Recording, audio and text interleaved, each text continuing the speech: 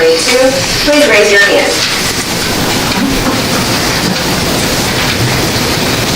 I cannot see Maureen or Bruce. Everyone but Bruce raising their hand. Okay, thank you very much. All those opposed? And all those abstaining? Bruce is abstaining.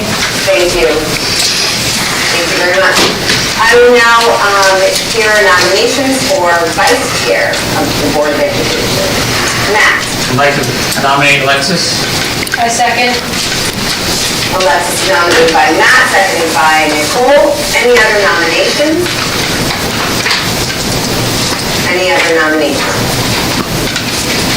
Seeing none, all those in favor of Alexis Hussey as Vice Chair for the 2021-22 school year, please raise your hand. Everyone but Alexis. Well, I'm going to abstain, but I will abstain. That passes unanimously. Thank you very much. All right, I will now entertain nominations for the office of Secretary. Nominate Maureen. I'm willing to give it up. I'll second. Maureen is nominated by Alexis, seconded by John. Any other nominations for Secretary? Any other nominations? Seeing none, all those in favor of Maureen McCall, Secretary of the Board of Education, please raise your hand. Everyone but Maureen. That passes unanimous. Does it pass unanimously, Maureen? I abstain. Maureen abstains. Okay. Motion carries. Thank you very much. Congratulations to the officers of the Board of Education. Thank you very much. We will move right along on subcommittee assignment input form. In front of you, someone give me a thumbs up if you have the, thank you, sorry, we had all this time. If you have your subcommittee input, please write your name down next to any subcommittee that you may be interested in. And think about, as you have your name down, think about maybe diversifying yourself so that we can, we'll have expertise in multiple areas. Don't just stick with what you know, maybe stick with try something new. If you have any interest, write your name down. But if you have an interest in chairing any of the committees, go ahead and put a little star next to your name on the staff committee. Okay? If you don't mind giving those forms to Alexis, but before the end of the evening, that would be great. Thank you so much. All right, our next item on the agenda is recognition. We have some students to recognize tonight. Mr. Gonzalez. Thank you, Sarah. Good evening, everybody. All of the agenda items on our Board of Ed meetings are exciting, but I get most excited about recognizing our students. Before we start with the students that are with us, I did get news that our girls volleyball team has moved on to the state finals. So and it just so happens that the first group of students that we're recognizing tonight are competitors in their own right. We have 3 student athletes from our Lebanon girls cross-country team who were coached by Coach McLean. They had an undefeated season going 10-0. And tonight we have Hazel DeLucia, who was undefeated all season. Sylvie Hiltz, who was 6th overall at the middle school championships, and Elizabeth Person, who was 3rd place overall, demonstrating their Lebanon pride out there on the cross-country trails. So, girls, thank you so much for being here. Thank you for how you have represented our school, our district, our community, being fierce competitors out there on the trails.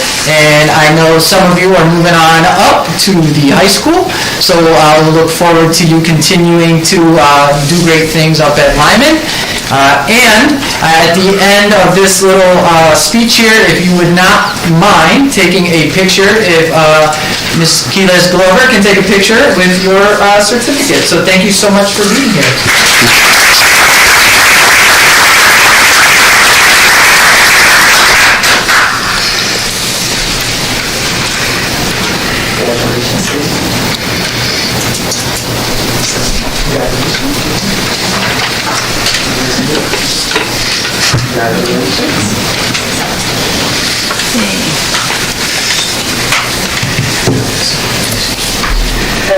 Congratulations, ladies.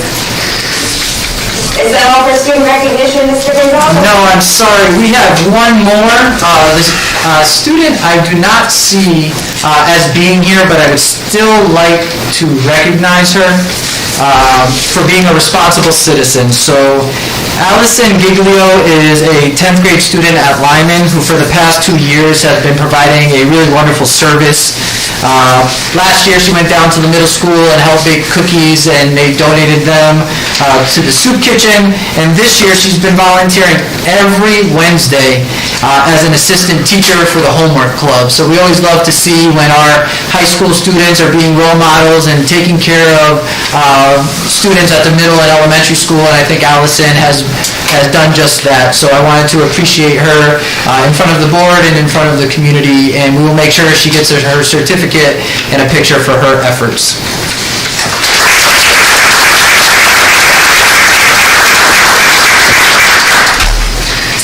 That is it for student recognition. You are more than welcome to stay for the board meeting after your picture, but I'm sure you got some homework and you would like a good night's rest, so thanks again for coming tonight. Thank you so much. I would also like to recognize our newest Board of Education member with us tonight. We'd like to give a warm welcome to Bruce Taylor. We don't know what he looks like. That's true. I'm looking forward to meeting you in person, Bruce. All right, very good. We will move right along to our communication. We do have some letters of resignation. Yes, unfortunately tonight, I will be sharing that we had 2 staff members who will be moving on. I'd like to start by recognizing Sheryl Beaker. Sheryl has been our People Services Director for 8 years. So it's going to be a challenge to find someone who will be able to come in and do all the great things that Sheryl has done for us. I've had the pleasure of being a colleague of Sheryl's and now being superintendent and seeing the great things she's doing firsthand in central office, program building, supporting our staff, genuinely caring and being passionate about the students in our district. As such, I'd like to read some from her letter.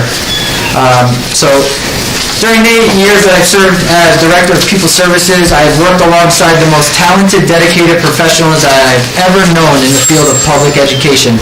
Their willingness to share their knowledge, experiences, perspectives, and passions while embracing a growth mindset as we stepped out of our own professional comfort zones and achieved mastery of best practice has resulted in the continuous growth of not only our students with disabilities, but all our students.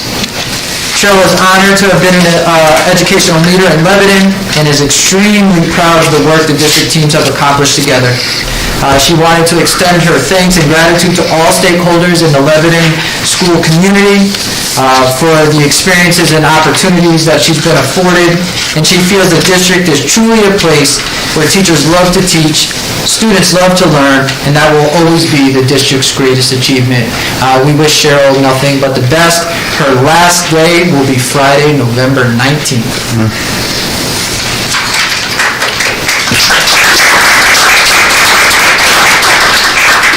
The next letter is for Andrew Barber. Andrew worked with us as an instructional assistant at the elementary school. We are happy for him in that he accepted a teaching position in another district, so we're always looking to support and grow our teammates, even though sometimes that results in them going elsewhere, so we are happy for Andrew. He has had a tremendous time working for the district and consider it an honor to have worked with all of us. He thanks us most for the kindness and support that's been shown during his time here. So congratulations to Andrew.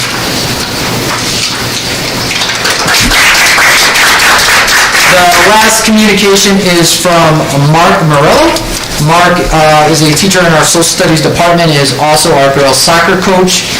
He wrote a letter to Mr. Apicelli and asked that it be shared at the Board of Education meeting and for the community to hear in support of having a full-time athletic trainer and the importance of that for our district. There was an event at one of our sporting matches or games this fall that resulted in the AED needing to be mobilized and 911 called. Anna was on top of it, did an outstanding job directing people who were there to help, and really highlighted the value that Anna brings to our program. She's a member of the school community that should not be taken for granted. I agree with Mark, that letter is in your packet. And if Anna is watching, although I'm sure she is on the way back from the volleyball match tonight, we do thank her for her efforts and thank Mark for the letter. And that is it. Thank you very much, Andy. Also, we're definitely going to miss those two valued members of our Lebanon community. So thank you for your service and good luck in the future. All right, this portion of our agenda is public participation. The Board of Education, as written in its bylaws, we can dedicate up to 30 minutes for public participation.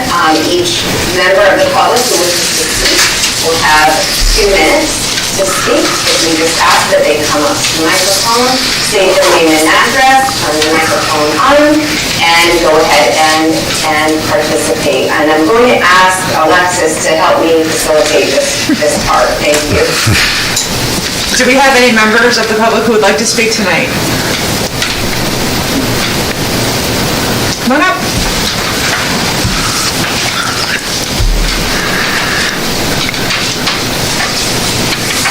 Amy Marks, Hebron, Connecticut. Just want to say I'm still against the mask. I'm sure you can hear me. Thank you.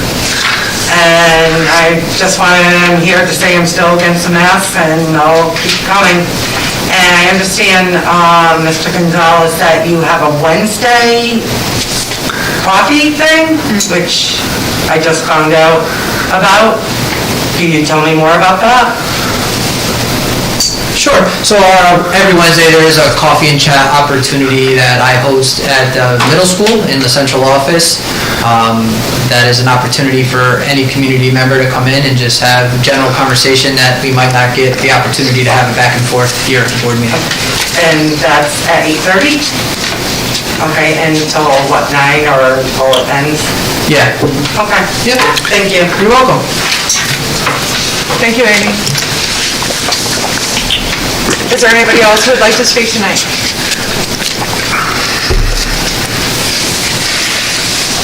Okay, seeing none, we'll move on. Sarah, back to you.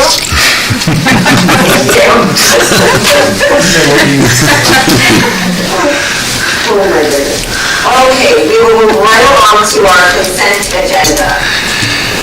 I'd like to make Motion on the floor. a motion that we approve the consent agenda. Second.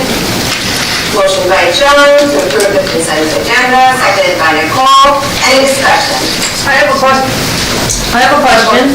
I'm looking at the regular board meeting minutes, and it says that Josh Pearson would like to construct a press box, and it says the cost is about $5,000. Is that correct?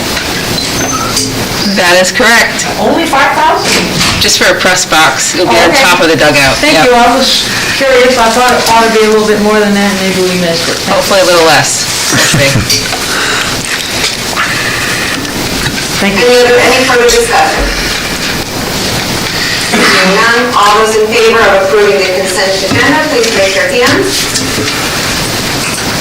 Everyone vote And Bruce. thank you. That is Dawn, Danelle, John, Alexis, Maureen, Matt. Matt, and Nicole approved. All those opposed? And all those abstaining? Bruce. That would be Bruce. Thank you very much, that motion passes. All right, moving right along to our student representatives report, right? So you don't have to turn around and talk to me. I can do it.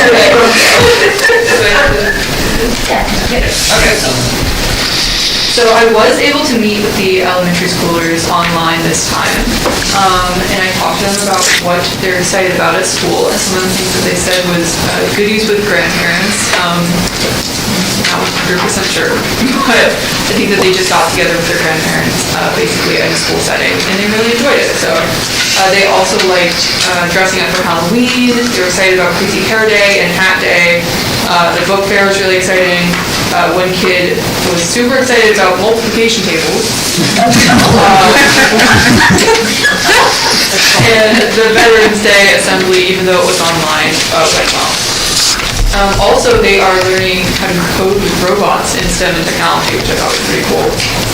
And they have a chorus performance coming up, and as well as they recorded a song for Veterans Day, and they're going to the senior center to perform. I'm not entirely sure if those two are the same thing, but I think they're different. It's a little confusing. It's in a conversation though. Okay. For the middle school, I did also meet with the middle schoolers again. Everyone is really enjoying the PE fitness testing at the middle school. I didn't enjoy that. I don't know where they're getting that from. But, the fifth graders also really enjoyed a sugar water lab that they did in science, so that was pretty cool to hear about. The newspaper club is going well. A Pokemon club is getting started due to popular demand. And the drama club at the middle school will be starting December 13th. At the high school, I just want to talk about mental health real quick. Students, the midterm exam schedule was announced and how it's going to be like an all 1 week. And I will say that some kids are already stressed out about that. They definitely would rather have it broken up. But I did already talk with Sally about that, about having maybe like a mindfulness session in between the exams or something. Also, COVID is, again, becoming a stressor just because so many kids are out and they're getting sick and stuff. Miss Lyman will be coming back this year. It couldn't happen last year. It'll be on December 10th. The musical has started up. Auditions already happened, and everyone's super excited. It's going to be premiering in March. The winter concert's about a month away, and some LMS students came up to the high school today, and I was a tour guide, and I think it went pretty well. They were a little quiet, but I still think they enjoyed it. For some sports information, the cross-country team, boys finished 3-1, girls finished 0-4, just because they didn't have enough members to compete as a team. At ECC Championship, the boys were 10th overall and 2nd in the small division. Girls are 20th, 42nd, and 43rd. At the state level, boys finished 10th, and over half the team has achieved their individually set goals. For girls soccer, they won the ECC Division 4 Championship, and in the Class S state tournament, they made it to the quarterfinals. And for girls volleyball, 20-3, second place in the ECC tournament, and they just won the game tonight. So yeah, everything's going pretty well. Unfortunately, I don't have information on the boys soccer team. I could not get that in time, but that's everything that I have. Rich, thank you for your report, and I met with the same students that you met with right before they met with you, and they were very excited about the opportunity to be interviewed by you, so thank you for doing that. I was so excited. Thank you so much, Rachel. All right, and if it's okay, I am going to shut up. I have a presentation at like 7:30. All right, our next item on the agenda is the Plan of Conservation and Development Services. Thank you. Do we have, is this Mr. Kessler? Yes. Great, thank you. Thank you very much.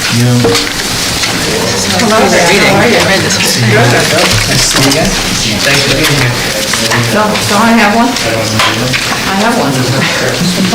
We all have one. Something about being on Did we all keep it? I've got one. We did. Yeah. I'm pretty sure I read it. Oh, I have to do that. Yeah. That off? Look at that. The line. Impressive. Been on the line. So right now? No? Am I good? If the top is down. I can hear you, yeah. Okay, thank you. Sarah, there's one of these for you. I'll leave it with Andrew. Thank you for letting me take a few minutes of your time. My name is Philip Chester. I'm the Lebanon's town planner. I've been the town planner for 16 years. I also run the town's farmers market. Thank you, Nicole, for being a member. This Saturday is the first winter market at the senior center for anyone who wants to come. I'm also the brother of a former state commissioner of education, and more importantly, the son of a superintendent of schools. So I will tell you, I never went to Board of Education. And my father didn't want me there. I'm here tonight to introduce you to Lebanon's Plan of Conservation and Development, or POCD for short. The POCD was completed by the Planning and Zoning Commission in 2020 after consulting with town boards and commissions, including the Board of Education. Towns are required to prepare this plan every 10 years in order to be eligible for discretionary state funds, such as the grant secured through my office to replace the middle school greenhouse a few years ago. In preparing the 2020 plan, the town received input from residents at several public hearings and by measuring resident attitudes by conducting a statistically valid survey through Siena College. The plan identifies goals and action steps to help strengthen and sustain Lebanon's desirable small-town historic and agricultural rural character. While it is primarily a land use plan, it does include thoughts on Lebanon's school system. So if you turn to page 23 on this, you'll see an overview of the schools, which concludes, in part, that Lebanon's public schools possess capacity to handle an increased number of students, which you all know, over the next decade. Given this capacity and the need for minimum enrollment to efficiently offer a variety of classes, the Board of Education should deliberately market the schools to Eastern Connecticut residents. On page 46 of the plan, there are 5 specific recommendations to the Board of Education. The first, which is probably the most important, I think, recommendation is to develop a professional marketing plan for the school system. It was envisioned that this would include hiring a marketing or other firm to develop a brand for the school system and educate all of us along the way. Perhaps this could include conducting a statistically valid resident survey where the focus would be on determining the public's perception of the school system to educate us to possible impediments that we may need to overcome. While Lebanon is one of the smallest public school districts to offer a full K-8 education in our state, it has invested substantial resources into the construction of 3 schools. I believe that few would like to see a further decline in student population that could jeopardize the continuation of a 3-school system. After all, as you all know, the health of a community is measured by the strength of its school system. Other recommendations from the plan for the Board of Ed, including expanding the farm-to-school lunch program, providing agricultural education curricula at all grade levels, considering greater shared services and regionalization strategies, and engaging and utilizing area farmers in the ASTI program. Now, I know that's a lot to cover in a few minutes, but I am available to continue this conversation as a resource for the district. Thank you very much. Any questions for Mr. Chester or comments? I just have a comment. When I got this in the mail a few months ago, I enjoyed reading it. Some may not enjoy, but I liked reading it, and I think your presentation just sums up what the goals are of us as well. Great, thank you. How do you think we should market the schools? So, I really don't know. I think it does take an education process.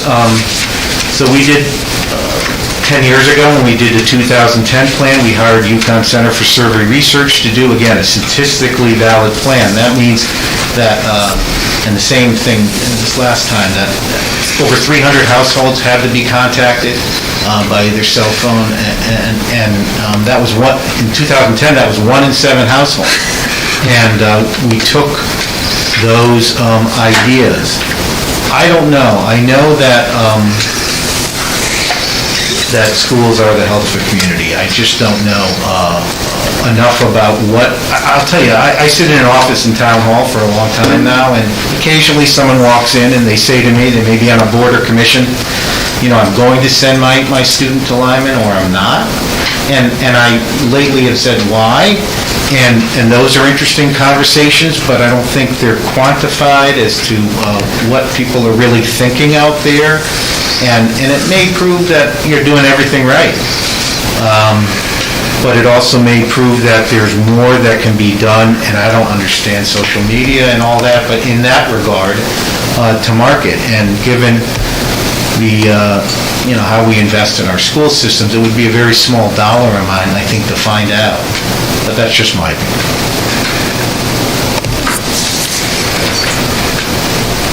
I thank you. Anybody else have any questions? I can't see if there are hands up. Thank you all. Thank you. Thank you very much. Okay, our next item on the agenda are reports of committees. Let's go ahead and start where I can see best is Dawn. Dawn, communications, enrollment. No report. No report? Okay, Danielle, on strategic planning curriculum. Okay, we met this evening for an hour. There's a lot here. I'm just going to try to highlight it because Rita pointed out that there is a summary in our board packet as well. We talked about, first of all, the updates on Goodwin College and how 12 out of 14 of our courses that we currently have fit with Goodwin College's standards and credits for college credit. We also talked about some new course proposals. 6 of them here, I think, or 5, a drone pilot certification, having CNAs, landscape and turf management program, a yoga class and physical education, a sports nutrition class, and math for machines. And we are very excited about these, as was Jay as he presented them. These are all pathways to potential careers straight out of high school. Okay, maybe not yoga, but... Yoga might. Yeah, you could do also yoga. Good introduction. The next thing we did was we talked about the new British Lit textbook. 2 of our teachers presented, Ms. Ayer and Mr. Girasoli presented a new textbook option for British Lit class. The textbook will be on display in the library for a month if any of the public would like to see it and review it and give us feedback about it. Then we heard a very detailed but concise presentation on data points from Erica Strong and Ms. DeLucia, highlighting testing and data points and achievements, those who are striving, strengths and areas of growth. I am excited to hear that they are focused on those scores, seeing what's needed at each grade level, and then again, I'm always talking about vertical alignment, but how those things can be achieved from one grade to another and see the consistencies through it. We're continuing on with, let's see, iReady testing and how excited the kids are to be using that program, especially at the middle school. And then there was a couple things we didn't talk about in our meeting, but again, look in your board packet for agriculture integration, use of our greenhouse, science classes at the middle school, and STEM focus. We also heard back from our Title IV grant, and we were awarded that. And we had a professional development day last week. Last week. Any questions? I have a question to know, the things that we didn't get to on the agenda tonight, could we have those back on the agenda for next meeting? Sure, they're summed up in our board packet. Yeah, I wanted to hear more about the, specifically the math. Oh, right. The math program and also the science classes at the middle school.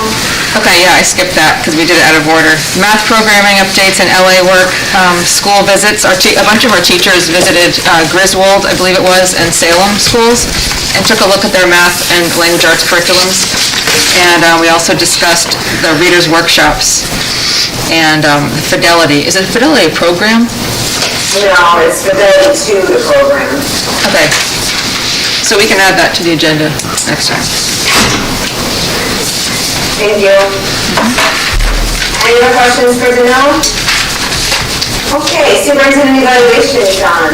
We did not meet this month, but either myself or if someone else is the chair of this committee, we will be starting to solicit input for the mid-year evaluation. Probably in December, you'll get an email from myself or from whoever the chair is detailing it further. Great, thank you. Any questions for John? Okay, election safety and security. We did not meet. Okay, Maureen, policy. Yes, I'm over here. Policy met tonight, and we discussed 3 items. We discussed the therapy dog, use of therapy dogs in school. You have a copy of a sample policy in your packet, and also on relations between public and school personnel, and also we discussed the update to the substitute teacher pay on the short-term substitutes. All 3 will be modified and brought for a first reading at the next regular meeting, and Superintendent Gonzalez will make sure that we have on our school letterhead, and I'll have them approved by the attorney before we make any final decisions, but I'd like him to have some comments on the changes to the substitute teacher. Yeah. So currently, we have a policy that requires new subs to the district to serve as a sub for 10 days before their pay then jumps up. And it jumps up a very small amount. I was able to do some research for surrounding towns, and we were the second lowest paying for substitutes out of roughly 8 to 10 districts that I looked into. So for a few reasons, I think that we should consider removing that 10-day probationary period and have them start exactly what they would be getting to try to draw them in on day 1. Also, we're going to have to bump up our pay relatively soon anyway to stay in line with minimum wage requirements, so I'd like to get ahead of that. And I'd like to try to attract the highest qualified sub-pool possible. So I'd like to move to using a more educational qualification-based pay rather than having everybody get the same. So in the chart that I provided for you in your packet, it shows a rate for somebody who has graduated high school versus having a bachelor's degree, or versus somebody who is a certified teacher. So those will be brought for first reading at the next meeting. Thank you. You're muted, Sarah. Sorry, I said, any questions for Maureen? No? All right, Matt, East Conrad. No, nothing to report. No report, okay, and Nicole. Okay. Finance and facilities. All right, so we met twice, one on October 26th and also this evening, so I'm going to flip-flop between both. So we talked about the fuel tanks for the generators at LES. They're primed and ready to go, and we are currently replacing the LMS tank, but we're still waiting for it to come in. Line striping at Lyman. The latest on that is it's on hold due to the weather, so we're hoping that they come out to do their job by December. There's a possibility that they're going to hold off until the spring, and we're hoping that that doesn't happen because all the grass is removed from all the cracks. Update on painting at LMS. The latest is that the November 29th is the projected start date for painting at LMS, and that is going to take place after hours as well. And it's a 6-hour drying period. Go ahead, Sarah. Oh, you're muted. You're muted. I was just thanking whomever was moving me around. So. Oh, okay. Okay, next on the agenda is camera installation. So currently, LES is mostly done except for one camera to add in the LES courtyard. Lyman is pretty much done as well. They replaced 3 failed cameras at LES. The total cost of the project was $16,070. And I think that was under budget, correct, Kevin? That was under budget. Oh, okay. Next is, let's see, I think that's it. Okay, doors. So door replacement at LMS and LES, so now the new projected cost is $26,847.72, and that is less than the $29,000 that was projected before. Okay, as far as the washer and dryer at LES, we are keeping the washer and dryer that was donated from Carlos, one of our maintenance workers there, and we're trying to figure out where to hook it up so it could be best utilized at LES. Catch basins, back in October, we discussed that we are going to be moving forward with Dave Manicucci at $10,900 to replace 2 catch basins, and he will order the materials, and I believe that's still going. Within 2 weeks, it'll be done. In 2 weeks, it'll be done. Did he start yet? No. No, okay. All right, that's it for October. And then the other 2 things that we added, Jacques told us about some Wi-Fi access points that he would like to replace because they were originally put in 2012. They have not been updated since 2012. So on the Board of Ed part, it will cost $22,357,000. Atlantic will be doing all the work during school hours, and this is coming out of the tech capital budget. There's an additional amount that's coming from the 60% coming somewhere else. Got it. So we're just responsible for 40%. Right. And then finally, we talked about the baseball seating. Joe Russo and, I'm sorry, what was your name again? Ramon Ortiz. Ramon Ortiz came to give us sort of like an update on where the project stands at this moment. The committee has raised $15,000. Phase 1 is the retaining wall. They'll be applying for a couple of grants.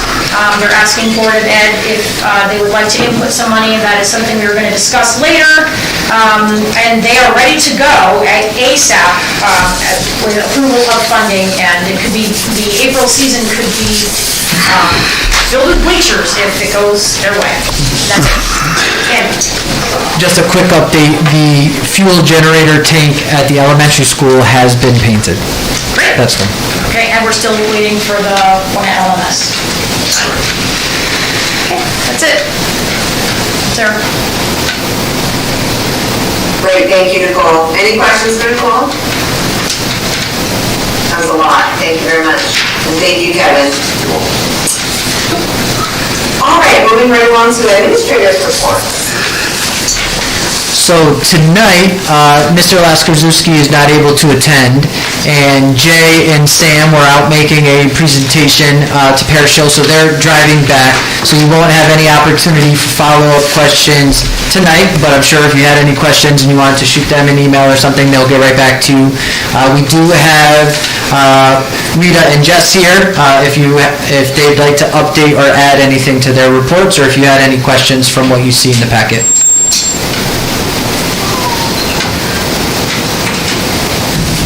Anybody have any questions, or Rita or Jess, would you like to add anything? No updates. This is Jessica. Just wanted to highlight some great family engagement pieces with over 200 families attending Goodies with Grandparents, and also 85 to sometimes 100% participation rate for parent-teacher conferences. So moving along nicely, and just some highlights for some STEM work too. Mrs. Olson is continuing to implement the engineering units, so I highlighted that in my report. And also the Yukon ambassadors came to do a presentation on the 29th. Great, thanks. Thank you. Thanks, Deb. All right, I guess we'll move right along to our report of the superintendent. We have some good news. Number 1, enrollment. Yeah, great, thank you. So, yeah, if you look at your place setting, you should have our current enrollment, and you go to the bottom line. At June 2nd of 2021, we had 950 students, and we are back up to 949. So this past month or so, we did have some students join the district, and we're happy to welcome them, and excited to see our enrollment staying pretty steady at this point. I have a question. Okay, Nicole. So this paper here says 17 at the magnet schools, and this says 24. Which one is correct? Is that the magnet school enrollment? This one. That would be the current one. And 24 is not? Exactly, because I was able to update it between the time of the packet and today. So 17, yeah. Do we know if any of the magnet school people have rejoined the Lebanon Public Schools, or are these just people moving into the district? I'm not exactly sure. I can look into that to see if anybody has come back from the magnet schools. I know that several of them are new to the district just for being able to welcome the families, but I can look into that for you. Just curious.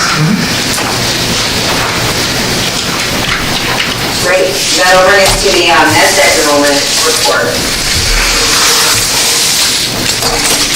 Yeah. So in this report, I think if you get an opportunity to read it on the first page, they clearly let you know that it's too early to identify many factors that are going to be impacting school enrollments, and what they're hinting at is that this pandemic that we're all still going through has impacted so many different things, and it's carried over into even enrollment in districts. They're not really sure why and how people are moving and where they're going at this point. So while we appreciate the thought and effort that are put into here, I think they're even trying to be upfront and honest with us that they're doing the best they can in this pandemic. I did tab a few pages to share with you. If you wanted to go to page 4, and you look to the very right-hand column of that first diagram, you can see that this projection report shows that from this year, where it had us projected to be at 938 and we're sitting at 949, over the next 5 years to 2026, it has us pretty steadily increasing. So while they might be a little bit concerned with the validity of the report given all the factors, I'd love to see it trend in that way. And right now, if we're just focusing on this year, we're 11 students higher than they had projected. So that is a good thing. If you were to go to page 6, looking at the right-hand side of that diagram at the projection, you can see that there is a flattening out that they're projecting for us. On the left side is the historical enrollment, and you can see that there was a decline, a pretty steady decline. But even in the historical, not the projected, over the last couple years, that decline has slowed. So I think we are getting to a point where the projection, the enrollment is kind of flattening and stabilizing a little bit. And, to Phil's point, we're going to work hard as a district to market and to do, I think, some of these programs and some of these things that were presented tonight, and how we celebrate them and communicate them to the district will only help keep enrollment where it is or moving in a positive direction. Also, if you go to page 10, just some other interesting data points that I picked at here. So, this is not something that I necessarily get involved in, and I know there's a lot of historical pieces that go to it. But when you look at the building permits issued, there are no multi-unit housing opportunities for families in Lebanon. And, I think when you look at some of these other districts that families are moving into, those are attractive options for some families. So that's something that's a little bit outside of the Board of Education control, but it's just an interesting data point. The other things I looked at there, if you look at the bottom with 29 students homeschooled this year, really trying, as we did this year, to outreach to them and see what their plans are, but even more so moving forward, not just checking in to see if they're coming back, but why? Why are they electing to homeschool, and how can we have them maybe reconsider joining our team here in the schools? Then, the charter or magnet schools, students that have choiced out, those 24 students, or 17, as Val pointed out, what drew them to those schools? And we were talking about these new programs and maybe some of the reasons why they were leaving, now we will hopefully be offering, and more of our kids will stay. The last page that I'll talk about for this report is on page 11. And, this is just to highlight, I think what everybody knows, that this declining enrollment is not necessarily just a Lebanon issue. It's happening all over, and you can see that Connecticut in particular, they're projecting a percentage change of negative 9.2% over the next 11 years, 10 to 11 years. To see that we're somewhat stable for the past couple of years and that they're projecting an increase for us here in Lebanon, that's good news, and that's opposite of what they're projecting for the state. Any questions about our enrollment or the NESDEC report? All right, I'll move on to the budget calendar. First, just focus on the Lebanon Board of Education budget development calendar, most specifically on November. So Val and I have not met with each administrator yet. There's still time left, not much time in the month of November, but Val and I have been working hard to do our initial review and having conversations between the business manager and the superintendent. We do plan on touching base with the administrators, if not in the remaining parts of this week, in the shortened week next week, to have them give us some more rationale for their initial request and to possibly discuss cuts that we feel are necessary at this time. And we are looking forward to bringing a preliminary budget for discussion to the Board of Ed in December, not November. I know that the Board of Finance is also meeting at this moment to discuss their calendar and to make that more final, and as we get more information from them, that will really go hand in hand with our development. Questions about the budget development? All right, so the COVID screen and stay, I know everyone on the board, with the exception of Bruce, was privy to the emails that I sent out and the thrill share that went out to the community. So the screen and stay option was something that I think the State Department of Education and the Department of Public Health was trying to be responsive to superintendents who were putting forth an outcry of trying to do something different to keep our students in school. I know the State Department of Education has said having students available for in-person instruction has been their number one goal, and we have made great strides, and we've had more in-person instruction than we have had in the past year and a half. But there were still opportunities that, examples of students being put into quarantine and missing upwards of 10 or more days due to positive cases or close contact. So the state developed this option for screen and stay. As soon as the option was released, I met with the building principals and our school nurses to discuss how we might be able to operationalize that. That was the next day. Once the documents became final from the state, we were able to tailor them to fit our district, put them on our letterhead, get them out, communicate it as soon as possible, because we felt that this was a positive thing for our students and keeping them in school as much as possible. But we also did so with a very careful lens on the data and felt comfortable in doing that based on our case rates.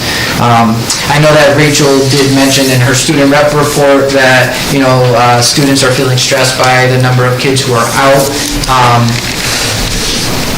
That number hasn't changed dramatically. We've had a few cases in the high school and the elementary school specifically over the past week, but it hasn't been something that would make me reconsider or change the screen and stay option. And it happened to be at a time where it was a perfect opportunity to try this. So we do have several students in the district that would have otherwise been put out on a 10-day quarantine or getting a test after the 5th day, returning on day 8, that have not missed a day of instruction. They're here, the families are cooperating to monitor their symptoms, so far it's been a win for the district. So the families do have to sign off and initial on this affirmation of intent to comply. They do not need to. That was one of the initial proposals from the state that got a lot of kickback, was originally the families were going to have to submit a paper or electronic copy of their health screening every day for 14 days. And that would have been very hard for the team that is overseeing this to track all of that paperwork and, where do you greet the kids to get that paperwork and what if they don't bring it in? So the state did away with that, and I'm glad they did. I want to be able to put trust in the parents and the community that they're going to do what's best for their learner, but what's best for their classmates and their teachers. And so far, everybody's been very cooperative. Any questions about the screen instead? Janelle with a question. Go ahead, Janelle. Yeah, I have a comment and sort of a question. I think this is a step in the right direction, but having experienced this screen and stay myself, I think there are a few problems, I'll call them problems in it, that it's very difficult to read exactly what is expected in there, the 6 pages. For example, one conversation I had with a mom, kids can go to school, but they can't do extracurricular activities, but they can go to work. And I said to myself, I think the work is talking about teachers can go to work. So to me, that was like, wait, that doesn't make sense if your kid can go to work, but they can't go to an extracurricular activity. Every time it's mentioned, it's like students can go to school and teachers or staff can go to work. So there's little wordings in there that are confusing, having read over it several times. That was one of them. And then another thing... Now, can I ask for clarification? When you say these 6 pages, are you talking about the state release? Okay. Yep. Because those are things that I can bring to the next time we have the State Department of Public Health meeting. They always have opportunity for feedback or questions. Sure. Yeah, that'd be great. The second thing was, I asked you a question in email. I just thought other people might be thinking the same thing. If a kid can go to school in a monitored setting, but they can't go to an extracurricular activity like a volleyball game, I asked you why, and you said because there's not as close monitoring there. So my next question could be, well, what if I sat with them as their mom or their dad? They're closely monitored then, I'm their parent or guardian. I kind of know what the answer is. That's going to be different for every person because you might not have parents who are very conscious of monitoring them, but those are the kind of philosophical questions, I think. I've heard a lot of people comment that it's kind of illogical, but at the same time, when I say we're making a step in the right direction, I'm appreciative that kids can go to school and not be sitting at home trying to figure out the math lesson based on a Google slide. So, just a couple comments. Yeah, so I would agree it's a step in the right direction, and in conversations that I've had with families that have questions or concerns about this option, we've always been able to kind of conclude that the kids are in class, and that's something we can all agree upon is a positive. The rationale for why you can't go to an athletic event or to an extracurricular activity, or why you can't participate in music or PE, those are questions that are, I think, good to receive from the community and then bring back to DPH and let them and their team of epidemiologists kind of sort it out. But I do think, bottom line, it's a step in the right direction and it's keeping kids in school. Any other questions on the screen and stay?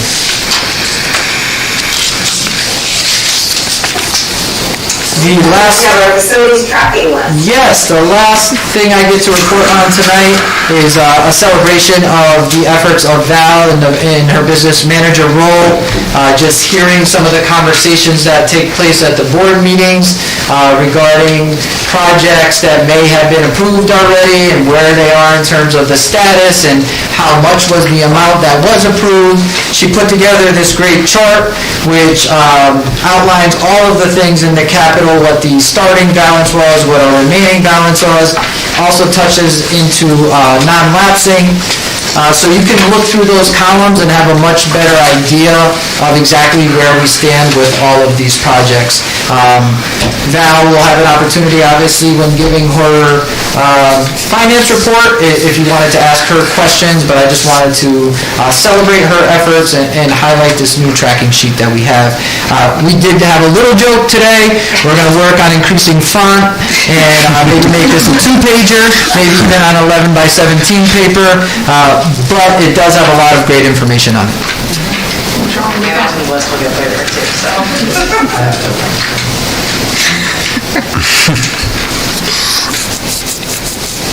Thank you.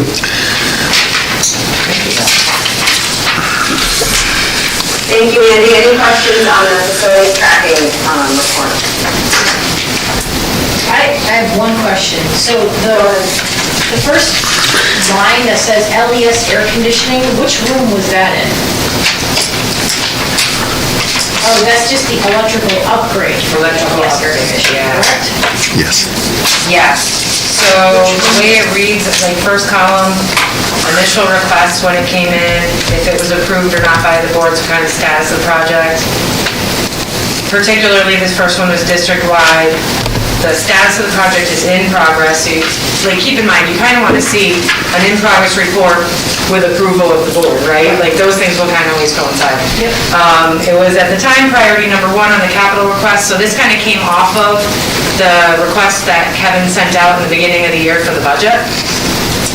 Electrical upgrade, description of benefit, estimated cost, and then where we're at to date with the actual costs, remaining balance, and any notes associated with the project. So is that to upgrade the electricity to run the air? I'm assuming you're talking about like the office and those little areas, right? No, I think this was actually a 66 wing, where it was part of a SPED project. So we had to actually repower the area to put in air conditioning. Oh, the window units. Right. Got it, for those 2 rooms. Right. Gotcha, okay. I can add that to terminology there too, so we can keep these projects in check. Yeah, no, I was just Because when you curious. say LES air conditioning, to your point, it's a much greater category than window units in 66, Right, you know, so I'll add right. that. Yeah, I was just curious what that was. Okay, thank you.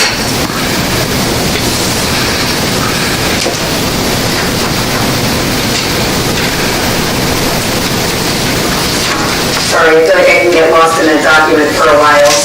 I love it though, to be honest with you. It's a great visual. Yeah. It's going to keep us in line, so thank you. All right, moving right along to our facilities report. Door replacement at LES and Elmet. Update on that. So this is on the action items for this evening. The quotations in the board packet, we showed it last month, I believe, and the month before. I just want to highlight a couple points. The first quote we got was $29,165.57. The second quote we received was $26,847.72. $15,000 of which is going to come from SIP, and $11,847.72 will come from non-lapsing funds, if approved. There's 2 more door things we'd like to get done at Lyman, because it's not on the list. One is at the rear of the school by the generator, and the other one is by the loading dock. I'd like to add that to the project at some point. And the materials will be 3 to 5 weeks out to get the project going, if it's approved. Any questions? Any questions for Kevin? I just, you mentioned 2 figures. Sorry, you mentioned 2 figures. What is the total cost of this project? The second figure would be $26,847.72. That's a difference of $2,317.85 from their original quote. And I really don't know why they went down with their pricing. That does include freight. Excuse me, freight was excluded with just except for the 4 doors for the middle school, that cost $125. Great, thank you. Matt has a question.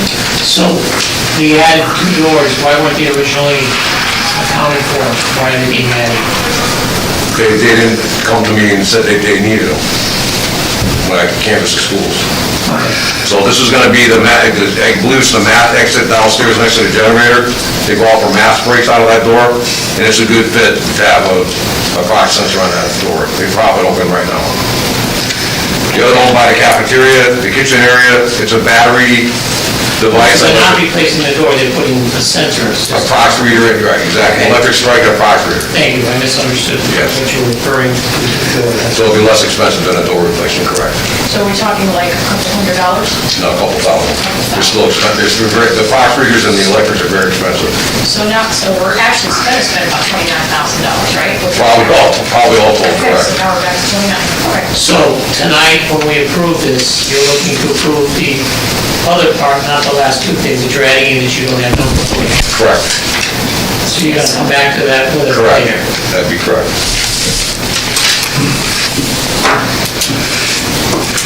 Kevin, can I just ask a clarifying question? Sure. You did just say they're propping that door open? Did you just say that? Yes. Yeah, so Sarah, this is something that was happening last year, and there were flexibilities given to us to do that. Jock, you just knocked the screen. Just knocked it out. I see you, I can still see you. So yeah, that was something that we were given a little bit more flexibility to do last year, but we definitely discourage that practice in an effort to make sure that that practice is not happening. The teachers do need easy access back into the building, which is a reason why we're adding these prox readers. Yeah, absolutely. Just wanted to make sure we're not propping doors.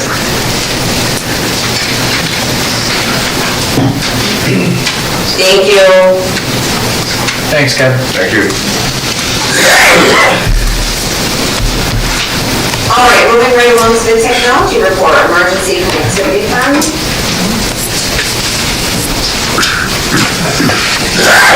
Good evening, I just wanted to come up to actually celebrate, I don't know if anyone knows about the Emergency Connectivity Fund. It was, in August, the state of Connecticut created this Emergency Connectivity Fund to give students better access from home, devices, Wi-Fi and whatnot.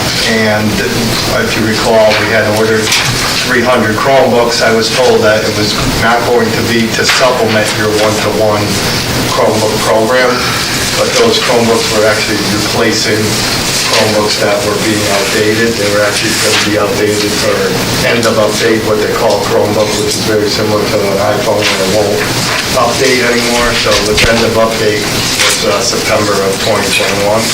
So that's why I had not mentioned it to you guys that we were putting in for this fund. And we were actually replacing, we had 300 devices that were being end of update in September 21, and we did get the approval for the funding for a total of $76,497 from the state. And that's compromised of $70,557 for the 300 Chromebooks. And then last year I had 8 students that we had supplied Wi-Fi hotspots to, the ones in Lebanon. As you all know, rural areas have no Wi-Fi and only have the DSL, which is very slow. And 8 students took advantage of the hotspots, so that's included in here. So I will have to check with those students to see if they still need it. But that's also being paid through the state if we provide those hotspots this year to those students. So I think it's a great deal for Lebanon schools, and I'll be able to hopefully put this money back into my capital to pay for other stuff like the Wi-Fi hotspots. Great. Question on that? You answered my question. Okay, yeah. Any other questions on that? That's great. Thank you, Doc.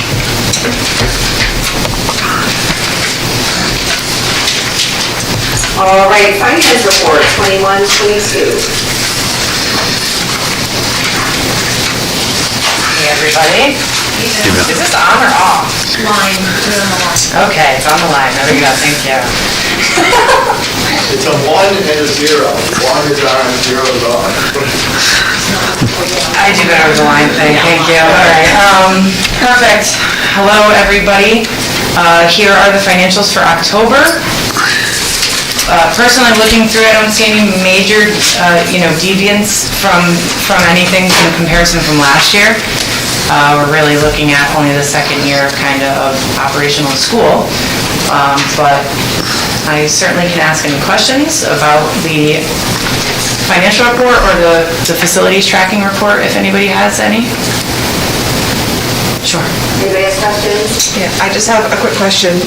Just because when I'm looking at this and all this is a lot of numbers. Sure. So, when we say we have 7%, it's on page 1, like 7% of the budget is left. Can you just explain to me, because when you look at where we are right now, 7% is a little scary. Sure, and what category is that in? I'm just not, so amount remaining is, remaining is 70%? Yeah, let's see, it's, Bottom of page 1. yeah, it's the bottom of page 1. Oh, yeah. Oh, for other purchase services. Okay, so what I see here is, I think that there are some, so we have 100% remaining there. Val, I think I might be That able to might be help a out bad a little bit. formula. But it also could be that a lot of those things are contracted services, so we've entered into that and may have encumbered the money already because we've executed contracts That was with my these thought, people. because transportation was in there, so I didn't know what was People are going to be paid. paid, so we've already encumbered that. Prepaid, a Yeah. lot of it for the discounts, okay. Right, either prepaid or it's already encumbered. But now that I'm looking at that, I'm gonna double check that, so I appreciate you pulling that out, because it could honestly be a bad formula too in the spreadsheet, which is slightly embarrassing, but I'm glad that you guys looked at these. All right, thank you. No problem.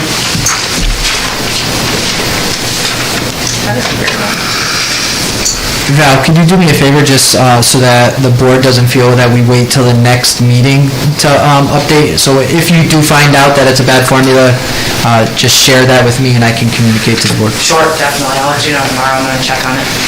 Sure. Do you know the dollar, sorry. Couldn't see her, sorry. That's all right. Nicole had a question. Go ahead, Nicole. No, you go first, go ahead. I was just gonna ask the amount in non-lapsing. Oh, it's still original to what we had. Did I give you guys the report for that? Is it in the packet? I didn't see it. You gave us the number orally. Yeah, no, that's okay. I have it. One. Is it right here? Facilities tracking list out? Yeah. Everything's on the facilities tracking list, Kevin, everything. According to the facilities tracking sheet, the non-lapsing balance is $410,000. Yep, thank you, guys, for pulling that together. And that's also, just keep in mind, the Board of Finance still did not approve that final 30. Right, Correct. we are still in the reconciliation process there with the auditor. I was actually just in the meeting with Board of Finance tonight, so we put that on pause. They did talk about reaching out to the Board of Education to have a representative come to talk about the ideas for the funding, the ideas of what we've done with the ESSER money or the ARPA money and things like that, just to kind of close some loops. I do believe that they approved that budget calendar, and I don't know if it's off topic on the agenda. Sarah, you can let me know. But I was able to get approval from the Board of Finance for us to fiscally manage the 100th celebration. So I had to go to the Board of Finance to get approval of a non-fiduciary fund. Us not being the fiduciaries of the money, and just the fiscal managers. So I was able to get approval for that, and we'll set that up so we can start donations and getting ready for that event. Great, thank you very much. I believe we have a meeting coming up on the 23rd. Nicole and myself, along with Board of Finance and Mr. G. I'm not sure, I think you also go? I'm sure, I'll be, yeah, I I'm think sure. so. Yeah. I think so, to begin those conversations. Perfect, awesome. Do we know what time that meeting is going to be? Is it 4:30. Is it 4:30? Okay. Yes. Good. Sure. Nicole had a question. Oh, go ahead, Nicole. Okay, so I think this might be more a question for Mr. G than Val, but I noticed that there's 94% of the funds remaining in field trip money. Are we having any field trips this year? Yeah, we sent the ag students to the national convention, so if we're feeling comfortable enough to have our students go out to Indianapolis, then we can have our students engage in other field trips. Okay, cool, because my kids were asking as well. You know, Cosmic Cove is always once a month, but, you know, now the regular population would like to go somewhere too. The tricky thing there might be in the planning as last year. You know, as you're developing the budget, you also have to start thinking about those trips ahead of time, and there were so many unknowns. So if we have the funding, it's something that we can promote with the teachers to still try to see what they might be able to do. Any other questions for finance? Great, thank you, Val and Andy. Sure, thank you. Okay, our new business this evening, next item on the agenda is new business. Included in your packet are those 3 sample policies for you to get yourselves familiar with, but we will have to move our first reading to next month. Correct. With all, you know, sort of tailored to Lebanon Public Schools. Okay? All right, any questions on that? Our next item on the agenda are action items. First action item is act on letters of resignation. Is there a motion on the floor? Sure, I'd like to make a motion that we accept the letters of resignation with regret. Second? A motion by Tom, seconded by Nicole to accept the letters of resignation with regret. Any discussion? All those in favor of approving the letters of resignation, please raise your hands. Unanimous, Sarah. Thank you, that passes unanimously, thank you very much. All right, item number 2, act on the 2022 meeting dates included in your packet. Chelsea so kindly included a proposed Board of Education meeting dates for the following year.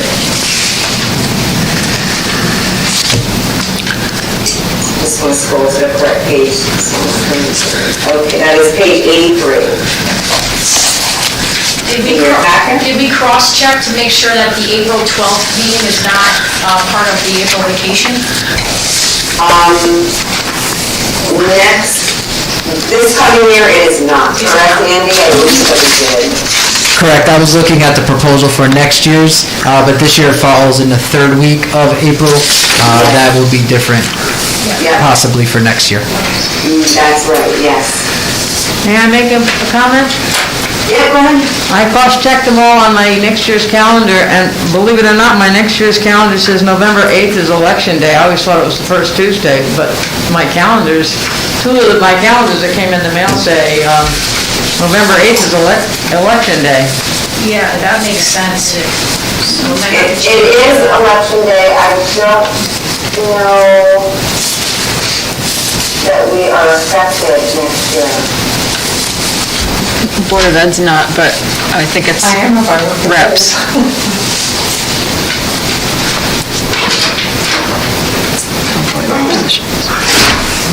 Would you like to propose we change the November dates the following week for you? Yeah, she's right, November 8th is. That's really up to the rest of the board. I usually work the election, but I don't have to work the election, and I don't have to be here, so, you know, either or. That's for parent-teacher conferences. I'm talking about November, I'm talking about this No, one. Matthew. November 8th. Yeah, he's looking at next year. Yeah, November 8th is also parent teacher, like, there's no school that day, and I don't know that we usually have a meeting when there's no school. No, That's all.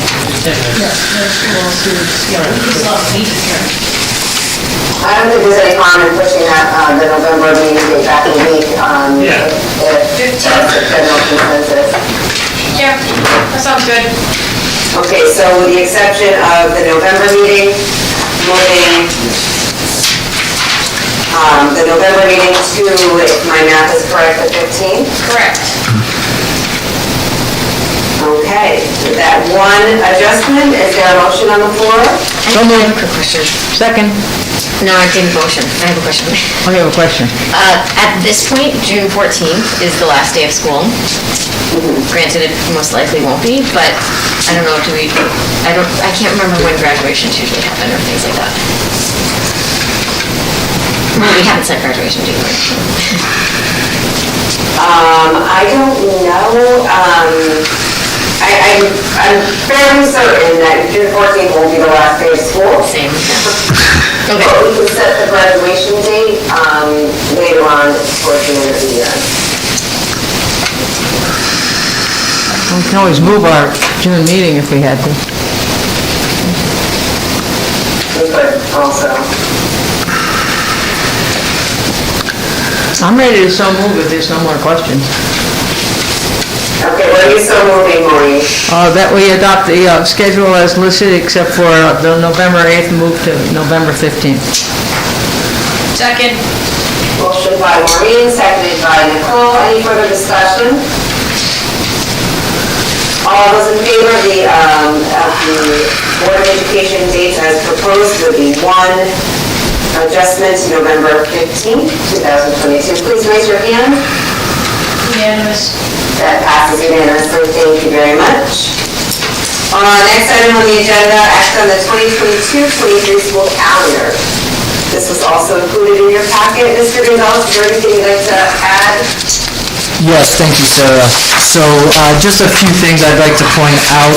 So if you look at the very first week that's provided there, August 22nd through the 26th, you'll see that new staff is coming back on the 23rd. We are moving that to 1 day of new teacher orientation instead of 2. We feel we can streamline that process and it's a little less overwhelming for teachers to be sitting, receiving, and getting information for 2 days. That will have us have a 4-day work week for our staff as a nice transition back with 3 days of professional development front-loading the schedule. The following week is also a 4-day week, which is for staff and students, which is a nice way to transition students in. And because it is backed up to the Labor Day weekend as a way to maybe allow for our Lebanon families to get one more long weekend together, we have that Friday off followed by the Monday off for Labor Day, which makes yet another 4-day transitional week. So it's a little bit of a creative twist to the start of a school year, but I think it will support everybody's energy and enthusiasm to coming back, but also give a little bit of a break to the students, staff, and families around that Labor Day weekend. Then we did already point out that on November 8th, we will have our full day of parent-teacher conferences as we did this year. We had some really nice attendance, so we want to keep that going. Also, I'll point out that April break is the second week of April rather than the third as it has traditionally been. It does back up to Good Friday, creating an even longer break there for families. It might help with planning for trips and whatnot. And then, this is wishful thinking, that the last day of school is June 9th. But we do anticipate that we might have to dip into that following week, but then that gives us a full week for possible makeups, which would be nice. Something else that did come up, this calendar is proposed as like a regional calendar from EastCon. Not that we need to go with every recommendation or everything that they're proposing. And that Friday, September 2nd, was something that we did as a district. I'm making that recommendation as a superintendent. I think it'll be nice for families and staff. But also they had changed October 10th to Indigenous Peoples Day, and there has been a conversation about making that Indigenous Peoples and Columbus Day. So just something for the board to consider. Any questions or comments? Maureen? I would agree if we left Columbus in there. If we take his name out and only leave Indigenous Peoples Day, I would vote against it. Any questions or comments? Go ahead, Danelle. Yeah, so we had a very good attendance for conferences on the 7th and 8th, but looking at this coming year, you're going to have a half a day Monday, no school Tuesday, school Wednesday, Thursday, and then no school again Friday.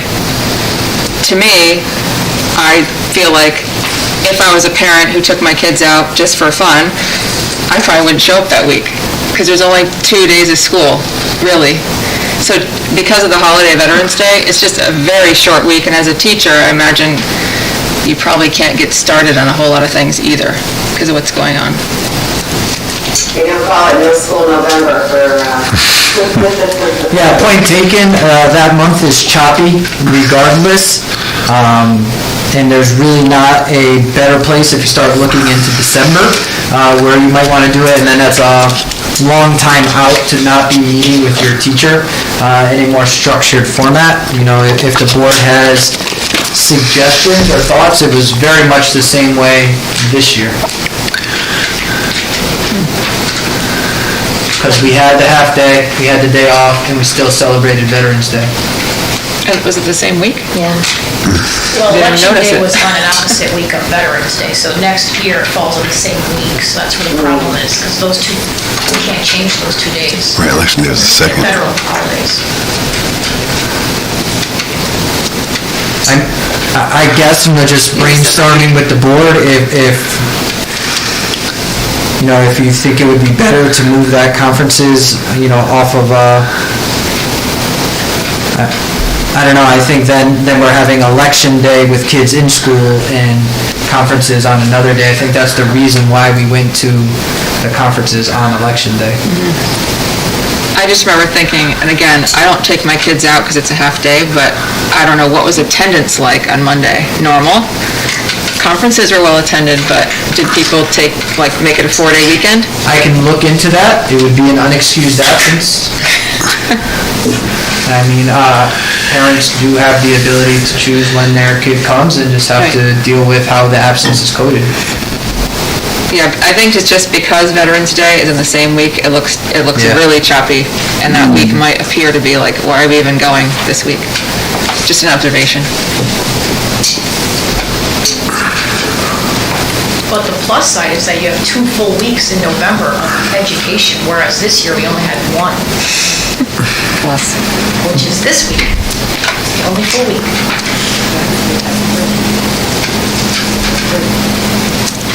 any other comments or questions on the calendar?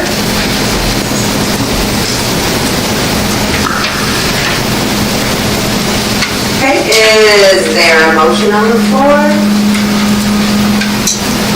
I move to approve with Maureen's recommendation of a slash or a combination for Indigenous people and Columbus Day. Second. Motion by Alexis, seconded by Nicole. Any further discussion? All those in favor of approving the calendar as presented with that one minor change, please raise your hand. Unanimous. It passes unanimously. Thank you very much. Our next item on the agenda, the act on the door replacement at LES and LMS. Is there a motion on the floor?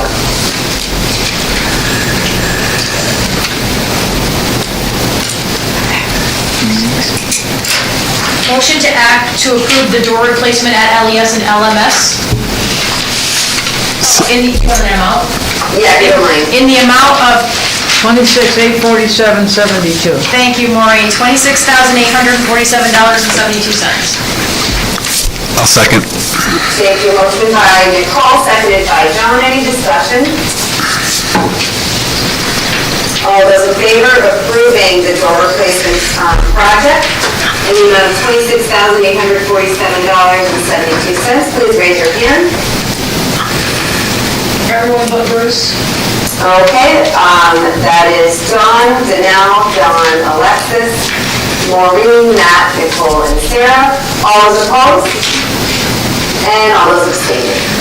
And Bruce abstaining. Thank you very much. That motion passes. Our next item on the agenda is to act on the Wi-Fi access points you heard from Jock earlier. Motion to approve the Wi-Fi access point in the amount of $22,357. 45 cents. Out of his capital fund. Coming out of the tech capital budget, yes. $0.45. Motion by Nicole, is there a second? Matt seconds. Any discussion? All those in favor of approving the Wi-Fi access points project in the amount of $22,357, please raise your hand. Unanimous. Passes unanimously, thank you very much. Item number 6, act on change in substitute pay. Motion to increase substitute pay to, Andy, do we have a number? Yeah, so if we're moving to approve it based on educational experience, it would be high school diploma, $14 an hour, bachelor's degree, $15 an hour, and for certified teachers, $18 an hour. Let me get back to that page. Page 86. Can you repeat that? Thank you. 14, 15, 18. Yeah. Got it. Okay, Nicole, could you restate your motion? Yep, so can I say motion to increase substitute pay as recorded, as written? Or do I have to be specific and say 14, 15, 18? Yes, in the amounts of 14 for high school diploma, 15 for bachelor's degree, and 18 for certified staff. Okay, so motion to increase substitute pay to, help me out again, $14 for high school diploma, $15 for bachelor's, and $18 for certified. Motion by Nicole, is there a second? I'll second. Seconded by John, any discussion? All those in favor, please raise your hand. Everyone but Matt. Okay, that's Dawn, Danelle, John, Alexis, Maureen, Bruce, Nicole, Sarah. All those opposed? And all those abstaining? Matt's abstaining. That passes. Thank you. All right, our next item on the agenda, act on advertising on school property. Could we get a little background on this? Mr. G, would you like to start us off? Sure, I guess, Superintendent, I'm just looking for a little bit of clarification on what the board would like me to do. I feel that we've looked into this, we have sample policies, we've talked about why we feel there might be a need for this, but there hasn't really been an official go-ahead with it. So I guess that's what I'm looking for tonight. Is the board wanting to pursue this and adopt a policy, or is this a topic that is no longer going to be discussed at this point?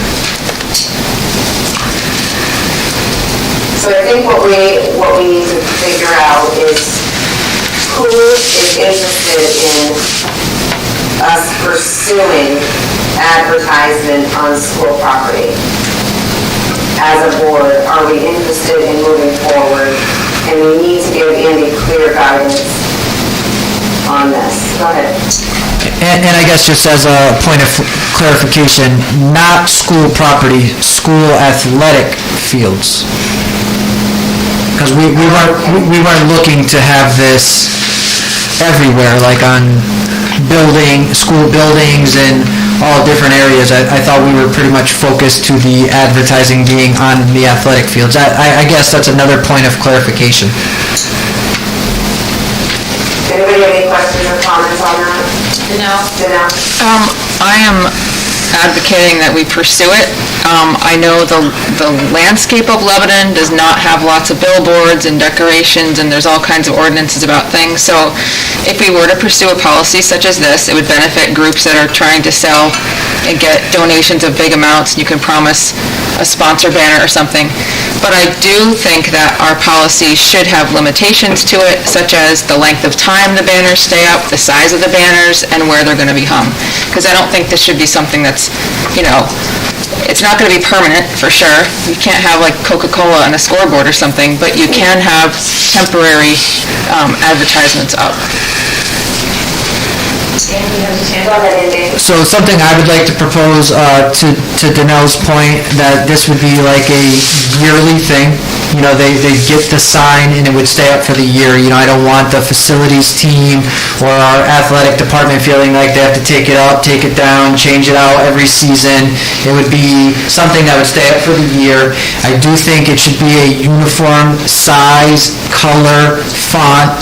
I have looked into just doing a little bit of research to have a designated sign company that would, you know, hopefully be something that was a local company so that we could have that done.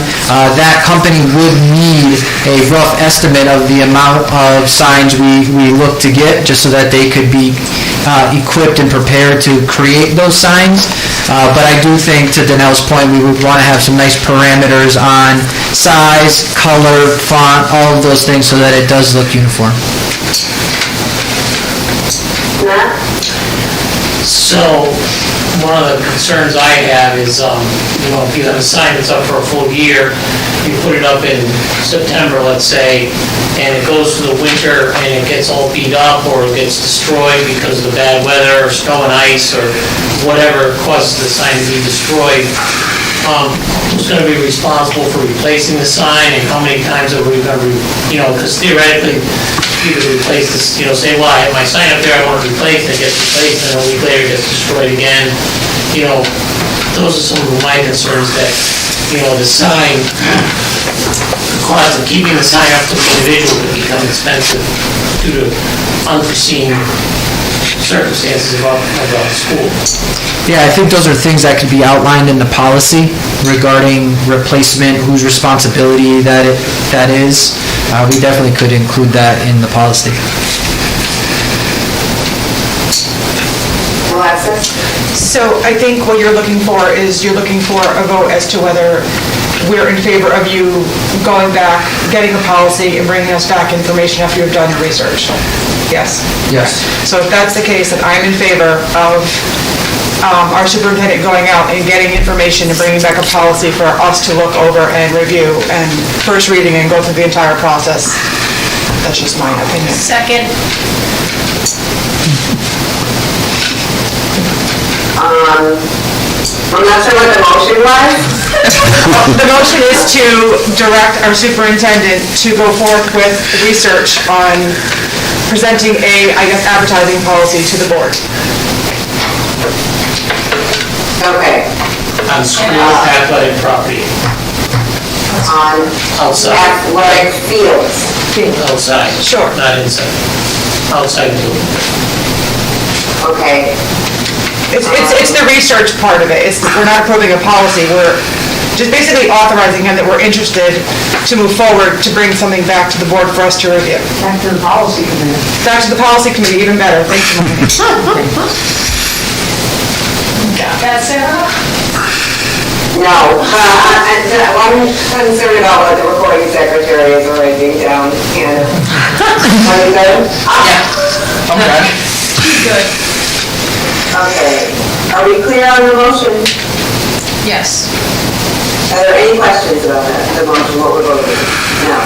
Okay, all those in favor of directing Mr. Gonzalez to, or the policy committee, to gain a policy on advertisement, please raise your hand. Unanimous. Okay, that passes unanimously, thank you. Okay, next item on our agenda, act on funding stadium seating project. We heard a bunch about this in the facilities meeting. Nicole gave us the facilities report. Is there any other information that we need to have before we make a motion? Yes, Andy has to say something. Okay, go ahead. Yeah, so just backtracking a bit to when the initial proposal was made by the Stadium Seating Committee, no Board of Ed funding was requested at that point. We did give approval for the project. They have moved forward with fundraising. They do have permits, they do have, you know, the drawings, they do have a company interested in the project, but they are short funding. So they have come back asking for our support. So what I'm looking for from the board is a decision on whether we are in favor of supporting the funding. I do have some ideas, if the board is in favor, of where that funding can come from, and can share some research that I've done to come to that decision. Any questions or comments? Go ahead, Alexis. I'm in favor of the project. I like the idea of Mr. Russo and Mr. Ortiz coming and giving their information on the grants. Having all the community members being involved is amazing. It's a wonderful thing to have the town be interested, us put our money in, the donations, our local businesses. If we also look at page 24 of the report that Phil Chester had given us, it has recreational fields, and there's a line, like a second paragraph, about recreational fields and the Board of Education. So it's just a community effort. So I would definitely be in favor of taking the 15 from the ESSER funds as well as the non-lapsing, because it has been an ask for many, many years. I have Go ahead. I'm in favor as well, and I definitely think that 15,000 out of non-lapsing is called for. I'm just concerned, 15,000 out of ESSER, what are we lacking if we take 15,000 out of ESSER? What is being impacted? So we did propose that we would get a data dashboard for the district, something that would be a platform in which teachers, staff members, administrators could easily access student data to help us drive our decision-making with instructional moves, with tiered interventions, to have that information at PPTs or other parent meetings. I believe that should be in the operating budget. That's a cost of roughly $5,000 a year, and over the course of the ESSER was $15,000. We did not do that this year because that was something that was presented to the admin team as it was previously constructed. So I wanted to have the opportunity to meet again with the people who have this platform capability, have them present again to our admin team as it's presently constructed, and have that be more of a collective decision. So we did not go forward with that this year. And I'm planning to propose that data dashboard be funded in the operating budget moving forward. Was the data dashboard about 15,000? In the ESSER, yes. I have a comment, if nobody else does. I feel like, I want to support, I want to work with the community, but I don't think that we should take money from ESSER or ARP. If we are going to use money, Board of Education funding, I think that we should take it from non-lapsing. I know that we can make it work, but I know how accountable school districts are being held to COVID relief funds, and I don't want to take that chance. I mean, I think we can do it. Personally, I'd rather not. Andy has a question. So, Go ahead. I tend to agree with Sarah. If there's a place that I feel stronger about taking it from, it would be non-lapsing. We have had capital requests for bleachers and stadium and seating for our fields for many years that has not been moved forward as part of the capital project list. This is an opportunity that would be great for the community. The only concern is the amount then, because if we're choosing to not, as a board, use the ARP ESSER funding, which there's definitely great places that it could go to. Rita has worked really hard and has a plan that I would be having to go back to her and ask her to reconsider that plan if we do take money from there. So non-lapsing might be easier on all fronts, but if we only give the committee 15,000, they're not going to get phase 1 done. Sarah, to clarify what you're saying taking 30,000 out of non-lapsing, correct? I'm not recommending a dollar amount. I think that I would like to work with the community. I mean, we also have accountability measures as well, to the town, to the Board of Finance. I think we need to remember that also. So we have to make a really informed decision together that's going to benefit the community, but also remember our accountability measures, within our responsibilities. So it's difficult to make this decision at this point, right? I mean, how do we pick a dollar amount? I don't know, this is just the part that I'm stuck. I think that I would agree to support the project, but I don't know how we decide how much. Janelle has a question. I think I'm a lot more comfortable taking it from non-lapsing as well, although we did get approval from the commissioner from the state about how to use the right language to get it from ESSER. And I also think it's a point to be taken that the reason this project started was because of COVID. It exacerbated the problem we have in the seating area of baseball. It also helped us notice that the handicapped accessibility up there is non-existent. Last spring, a couple of us witnessed an elderly man fall when he was trying to get up the hill with his walker. We're lucky he didn't get hurt and we got sued because that expense would be a lot higher. So I think the handicapped accessibility component of it, the social distancing, social and emotional health of the kids, it can be justified through ESSER. I'm more comfortable taking it at a non-lapsing. And because of the things I just mentioned, the handicap accessibility, et cetera, I think that it's definitely something the school should be funded. When I found out that it was going to be done through fundraising, it was like, why are private citizens raising money to fund a facility at a school when we have money to do that, and it's necessary, and it's for the community. So I'm totally in favor of helping to fund this wherever the money comes from, and I think getting $30,000, we just spent several different projects, spent $30,000, and this is another one that only enhances our building and our facilities, our athletics and our facilities.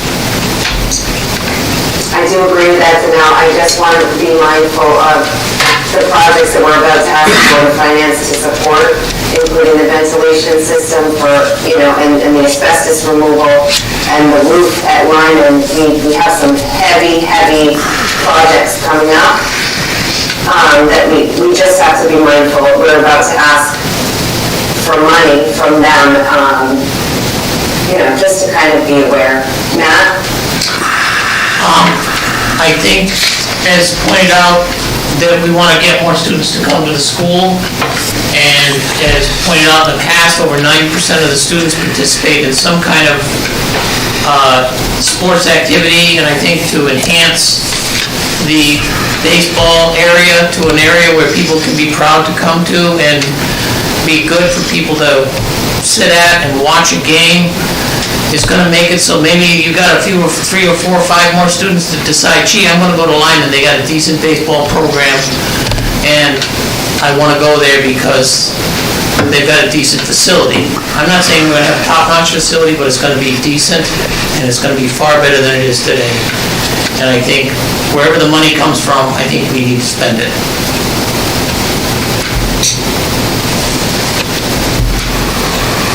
Does anybody have a recommendation for the dollar amount? John? Yeah, I think 30,000 would be my recommendation. That's what they need to get the phase one started. Anything less than that, they can't do phase one, so now we're kind of kicking the can down the road. So I would imagine 30,000 would be the number. Now, I don't know where, I would defer where we're going to get it, or where we're going to take it from.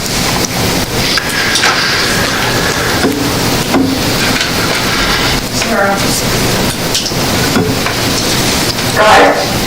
I agree that I don't think we should touch the ESSER funds right now, so I propose 30,000 coming out of non-lapsing. Is that a motion? I'm just throwing it out on the table, see what people think. We have 410,000 in non-lapsing. I feel comfortable taking it out of non-lapsing because I don't want to touch the ESSER of money. I think that should go towards education and supporting our kids. I know this supports our kids, the athletic kids, but I think there's other ways we can support our main education system with ESSER funds. Alexis. Go ahead, Alexis. I move to support the funding for the phase one for the stadium seating in the amount of $30,000, and I will defer to the superintendent and our finance to decide where the best area to come from. That's my motion. I second that motion. Motion by Alexis, seconded by Matt. Any further discussion? All those in favor of allocating $30,000 at the discretion of the superintendent, please raise your hand. Unanimous. And that passes unanimously. Next item on the agenda, actually I'm going to forward to Maureen. Go ahead, Maureen. This is the second reading on the proposed changes to the student dress, policy number 5002. Recommendation from the policy committee to act on the second reading, so I'm just looking to see if everyone is in favor. Motion to accept the second reading of policy number 5002. I'll second. Motion by Nicole, seconded by John. Any discussion? All those in favor of approving policy 5002, please raise your hand. That is that unanimous? No, everyone but Bruce. Okay, thank you very much. Dawn, Janelle, John, Alexis, Maureen, Matt, Nicole, and Sarah. All those opposed? And all those abstaining.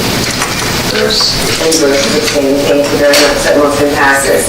Item number 10 is our bullying prevention and detention policy.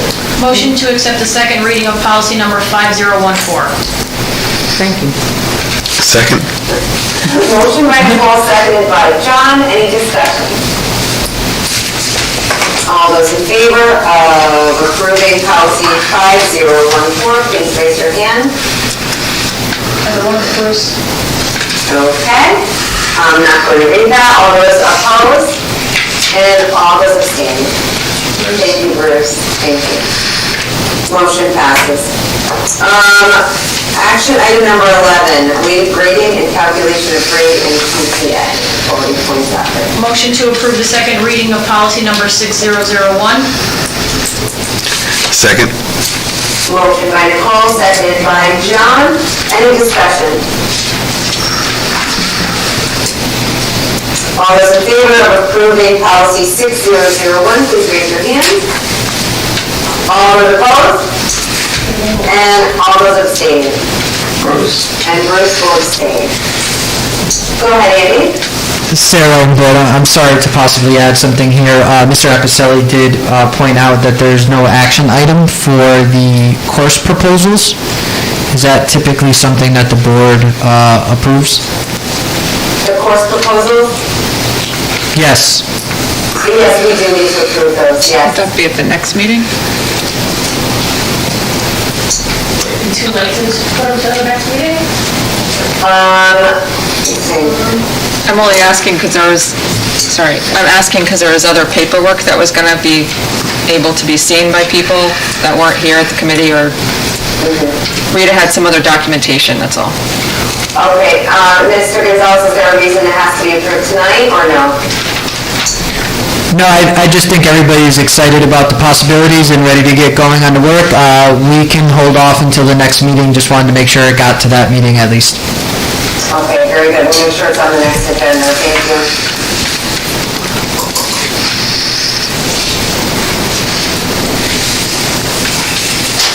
Okay, that brings us to an anticipated executive session on our agenda. Is there a motion on the floor? Motion to move into executive session